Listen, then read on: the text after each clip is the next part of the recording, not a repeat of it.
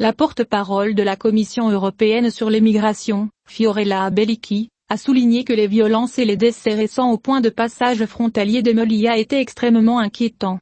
Nous sommes en contact étroit avec les autorités espagnoles et marocaines afin de bien comprendre les circonstances de ces événements, a déclaré le responsable européen, dans un communiqué au journal en ligne Express.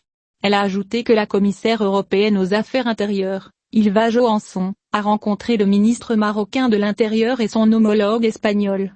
Elle a noté que le commissaire européen a discuté avec les parties marocaines et espagnoles des événements récents à Melilla et de la manière de renforcer notre coopération avec le Maroc dans la gestion de la migration, en particulier la lutte contre le trafic de migrants, qui met la vie des gens en danger. Nous avons besoin de solutions européennes communes pour gérer les migrations, a-t-elle ajouté. Cet objectif peut être atteint grâce au nouveau pacte sur la migration et l'asile. Le HCR a développé et travaillé pour construire des partenariats solides sur la migration avec les pays partenaires, d'origine, de transit et de destination.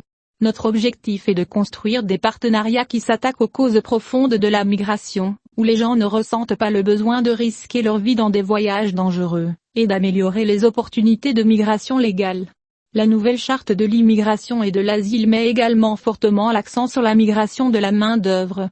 Dans ce contexte, ajoute le responsable européen, la Commission a adopté le 27 avril 2022 un paquet de mesures relatives aux compétences et aux talents visant à renforcer l'action de l'Union européenne et le cadre juridique dans ce domaine.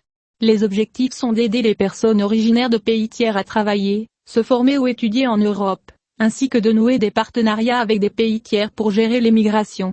La Commission entend lancer ses premiers partenariats avec des pays d'Afrique du Nord, notamment le Maroc, la Tunisie et l'Égypte, d'ici la fin de l'année.